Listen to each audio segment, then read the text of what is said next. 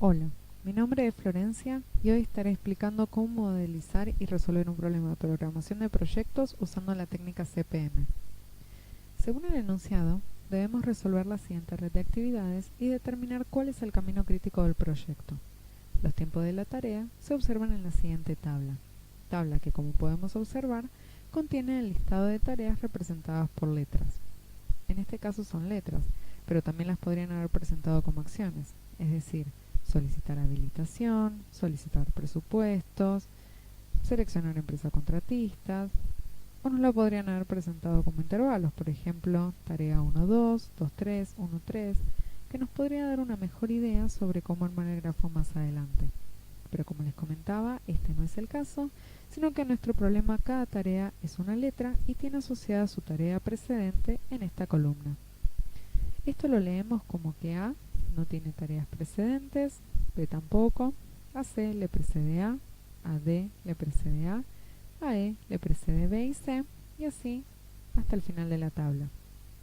Otra de las cosas que también podemos ver en esta tabla son los tiempos de duración de cada una de las tareas. En este caso, A dura 4 unidades de tiempo, B 6, y así podemos seguir hasta M, que dura 3 unidades de tiempo. Noten que el enunciado no nos dice en qué unidad trabajamos, así que no lo vamos a suponer tampoco. Por otro lado, la tabla nos da la pauta que para realizar el cálculo del camino crítico no basta con resolver el grafo, sino que también debemos calcular el margen de flotación total. Vamos a resolver este punto más adelante, así que ahora comencemos realizando el grafo. Lo primero que tenemos que tener en cuenta es que gráficamente una tarea, como podemos ver en este esquema, comienza y finaliza en un nodo. Esto significa que gráficamente los nodos representan un hito, es decir, el inicio y o fin de una tarea. Por otro lado, las tareas serían las flechas que unen esos nodos, por lo que nuestro grafo va a tener tantas flechas como tareas se hayan planteado. Lo segundo que tenemos que tener en cuenta es cómo vamos a armar este grafo que nos pide el enunciado. Inicialmente, cuando estén practicando, les recomiendo que vayan de atrás para adelante, es decir, que lo confeccionen leyendo la tabla desde el final hasta el inicio. Así es más fácil su lectura y comprensión. Cuando tengan más práctica y se sientan más cómodos con este tipo de modelos, va a ser natural armarlo desde el inicio hasta el final en forma ordenada. Pero mientras tanto les recomiendo que inicien al revés.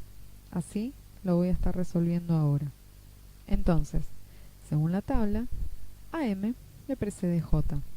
Es decir, que para poder comenzar a realizar la tarea M, tuve que haber finalizado previamente la tarea J. Esto es lo que nos indica la precedencia, y por eso es que ambas tareas están unidas a través de un nodo. Siguiendo con la tabla, a L le precede H e I. A K le precede G. Acá me freno un rato. Fíjense que estoy dejando las tareas M, L y K abiertas, ya que todavía no ha aparecido ninguna que nos indique su precedencia. Llegado el caso que no existan tareas cuyas precedentes sean M, L o K, eso nos daría la pauta de que estamos al final del proyecto. Pero no nos adelantemos, por ahora sigamos. A J le precede F. A I también le precede F. Fíjense que usamos el mismo nodo porque según las precedencias indicadas en la tabla, para que J y para que I puedan iniciar, tuve que haber finalizado previamente la tarea F. Siguiendo, a H le precede E y D. A G también le precede E y D. Lo mismo que en el caso anterior, usamos el mismo nodo, porque para dar inicio a las tareas H y G, tuve que haber finalizado previamente las tareas E y D. Y gráficamente, eso lo vemos uniéndolas a través de un nodo. Siguiendo, a F le precede B y C. A E también le precede B y C. A D le precede A. A C también le precede A y B no tienen tareas precedentes. Podemos decir entonces que son el inicio del proyecto. Esto también lo identificamos con un nodo inicial, un nodo que indica que el proyecto comienza en este momento. Por otro lado, como les adelanté al inicio del ejercicio, si M, L y K no tenían tareas que les siguieran, eso significaba que al finalizarlas terminaba el proyecto. Y así lo indicó con un nodo final. Tengan en cuenta que no utilizo 3 nodos porque no existen 3 finales de proyecto, sino que siempre existe solo uno. Y lo represento con este nodo final. Una vez que termino de confeccionar el grafo, les asigno un número de nodo a cada uno de ellos. Fíjense que acá es más claro cómo hubiese sido si se presentaban las tareas como intervalos. Hubiésemos tenido la tarea 1-2, 1-3, 3-2. Por otro lado, también lo que puedo indicar en esta red son los tiempos de duración de cada una de las tareas y por consiguiente puedo calcular la duración del proyecto. Esto lo vamos a hacer calculando las fechas tempranas y tardías de cada uno de los nodos.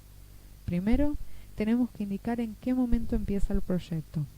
En nuestro caso siempre es 0, ya sea que trabajemos con un calendario a fecha temprana o tardía, y lo indicamos de esta forma en la red.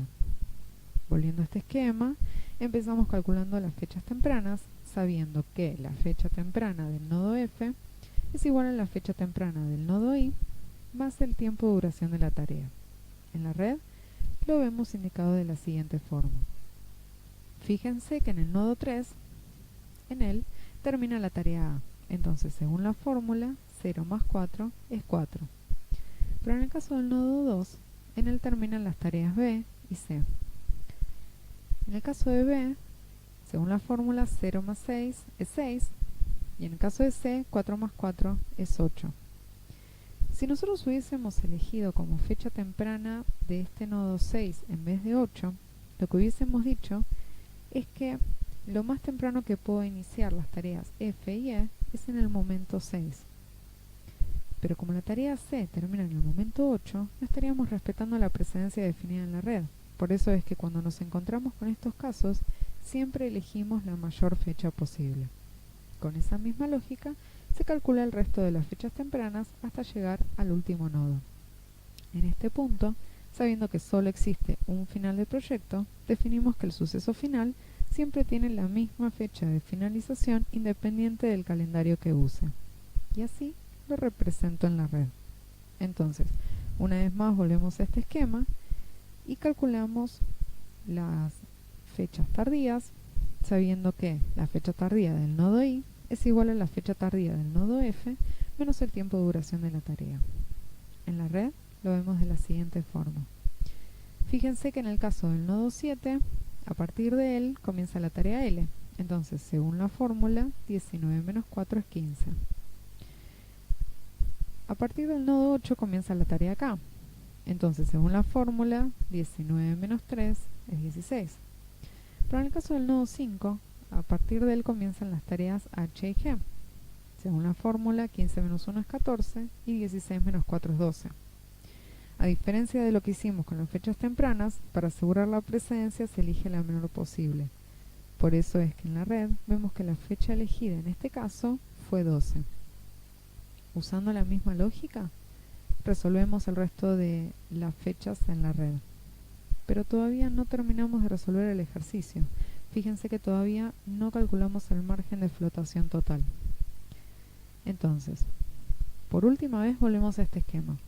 Fíjense que en este esquema tenemos el nodo I y tenemos el nodo F unidos a través de la tarea con duración T. Tiene calculada la fecha temprana y las fechas tardías. Entonces, sabiendo eso, podemos decir que el margen de flotación total es la fecha tardía del nodo F menos la fecha temprana del nodo I menos el tiempo de duración de la tarea. Entonces, volviendo a esta tabla, lo que vamos a hacer es completar estas columnas con las fechas tardías y las fechas tempranas que ya calculamos. Usando la fórmula, calculamos el margen de flotación y definimos que aquellas tareas que tengan margen 0 son las que denominamos tareas críticas. Si ahora nosotros representamos estas tareas críticas en la red, vamos a tener una idea clara de cuál es nuestro camino crítico. Bueno, con esto concluimos con lo solicitado en el enunciado. Resolvimos la red y calculamos el camino crítico, en este caso usando la técnica CPM. Espero les haya servido, gracias y hasta la próxima.